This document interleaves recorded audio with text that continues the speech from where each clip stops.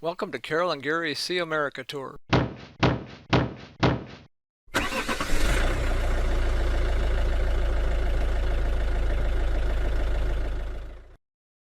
Hello again, everyone.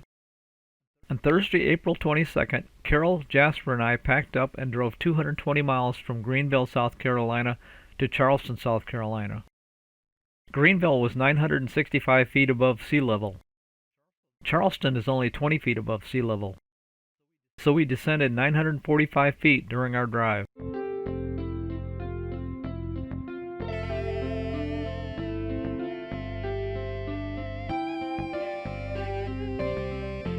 The coastal area near Charleston is broken up into many small islands. There is Edisto Island, Wadmalo Island, Johns Island, and many others. For our first outing in Charleston, Carol and I were interested in visiting James Island. James Island is 4.7 square miles, or just over 2 miles by 2 miles. On Friday, April 23rd, Carol and I visited the historic McLeod Plantation on James Island.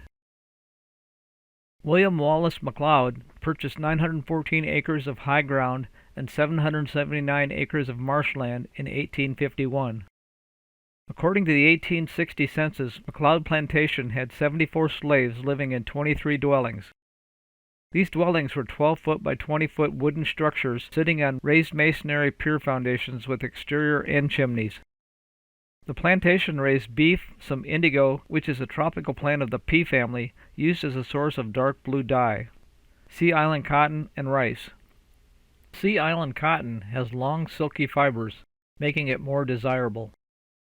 The McLeod Plantation was typical of Sea Island cotton plantations, which relied on access to water. With access to water, the plantation could easily ship goods to Charleston. At its peak, William McLeod ran one of South Carolina's largest Sea Island cotton plantations with 900 acres of land yielding 100 bales of cotton per year. Of the 21 plantations on James Island, McLeod Plantation was the fifth largest in total acreage, fourth in value, third in the value of livestock, second in the value of produce, and first in cotton production. The McLeod Plantation enjoyed a decade of prosperity preceding the Civil War. South Carolina seceded from the Union in December 1860.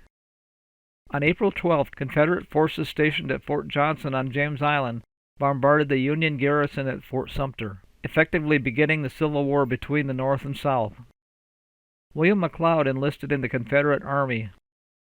Confederate forces constructed defensive fortifications across James Island between 1861 and 1863, including an artillery battery on McLeod property east of the main house. The Confederate Army declared martial law and ordered the evacuation of James Island in May 1862. William McLeod moved his family to Greenwood, South Carolina, and left the plantation under the supervision of one of his slaves. In June 1863, Union forces landed on the southwest corner of James Island, after which there were a series of skirmishes between the two armies. Because Confederate generals saw James Island as a key to protecting Charleston, the Confederate Army stationed more than half of all its troops around Charleston on James Island in July 1863. The Confederate Army occupied McLeod Plantation and used it as a regional headquarters, commissary for troops on James Island, and as a division hospital. Confederate occupancy of James Island took a heavy toll on the local plantations. Troops dismantled plantation structures to reuse the building materials. They took possession of the livestock and crops. William McLeod, who remained in Charleston during the war, was apparently keeping an eye on the plantation. He complained to the Confederate commanding general on James Island that Confederate forces were taking windows and doors from the plantation buildings to use as building material. At the end of the Civil War, only 6 James Island plantation homes remained, including the McLeod House. Confederate forces evacuated Charleston and James Island in February 1865 in the face of the Union Army. Union forces immediately occupied and established a headquarters and field hospital at McLeod Plantation. The 55th Massachusetts Volunteers, a black unit with white officers, occupied the property. Soldiers occupied the slave cabins and camped in the adjacent fields. Officers took residence in the main house. The Union Army also used the house as a field hospital. After the Civil War, the United States Congress created the Freedmen's Bureau, which was to look out after the well-being of the freed slaves. The Freedmen's Bureau occupied McLean Plantation and used it for its regional office as the site of its provost court. Thousands of former slaves flooded to McLean Plantation, camping in the fields surrounding the plantation. The property also became the location of a local school for the black families. The Freedmen's Bureau gave away most of the McLeod plantation land to black families. William Wallace McLeod died in February 1865, having never returned to his home. Today the city provides tours through the much smaller plantation, but none of the buildings contain any of the time-specific furnishings as we have seen on previous plantation tours. We were extremely disappointed by our tour of McLeod Plantation and would suggest that you visit one of the other plantations in the area. On Sunday, April 25th, Carol Jasper and I visited the Arthur Ravenel Bridge in downtown Charleston. The Arthur Ravenel Bridge is a cable-stay bridge over the Cooper River in South Carolina, connecting downtown Charleston to the suburb of Mount Pleasant. The bridge has a main span of 1,546 feet and is the third longest cable-stay bridge in the Western Hemisphere. The bridge has two diamond-shaped towers, each 575 feet high. 128 individual cables anchored on the inside of the diamond towers suspend the deck 186 feet above the river. The roadway has four 12-foot wide lanes in each direction, and a bicycle and pedestrian path which runs along the south edge of the bridge overlooking Charleston Harbor and the Atlantic Ocean. To protect the bridge from ships, the towers are flanked by 1-acre rock islands. Ships would run aground on the island before colliding with the towers. The bridge was designed for traffic of 100,000 vehicles per day and forecast to reach the number in 2030. But as of 2018, the bridge was carrying an average of 96,300 vehicles per day. Carol and I did walk halfway across the bridge.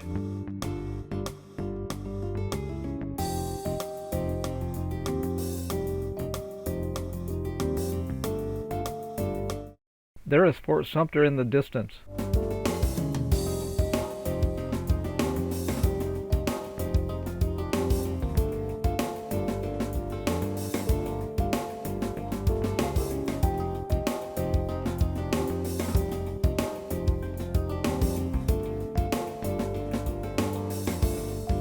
And there is the retired aircraft carrier USS Yorktown.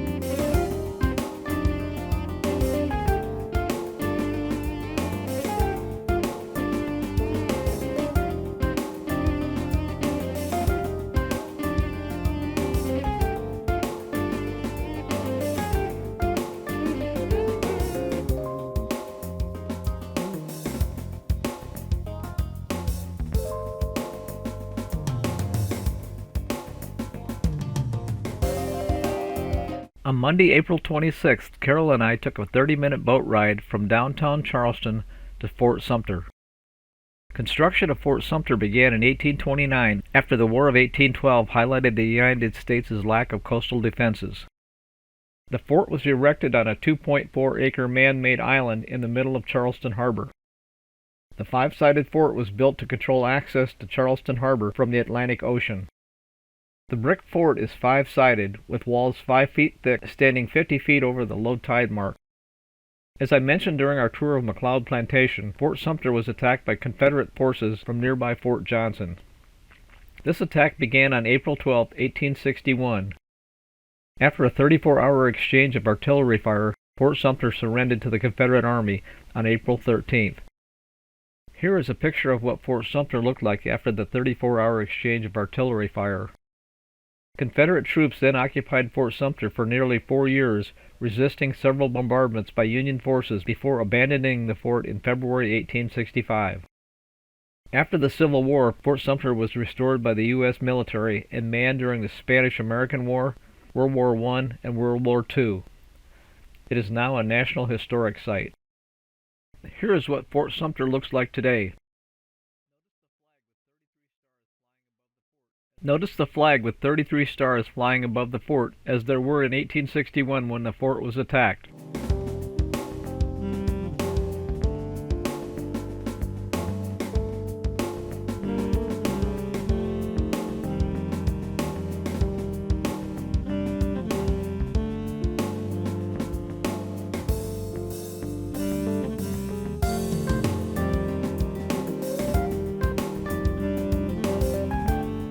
Numerous cannons were on display around the fort.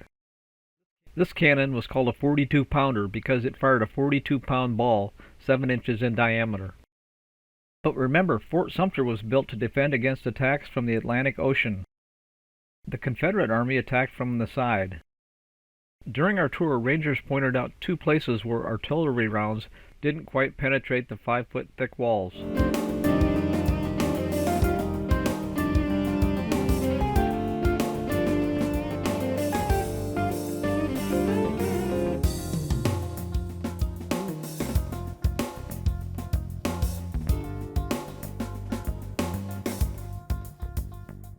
And with that, we have begun packing up to move to our next location, which is Virginia Beach, Virginia.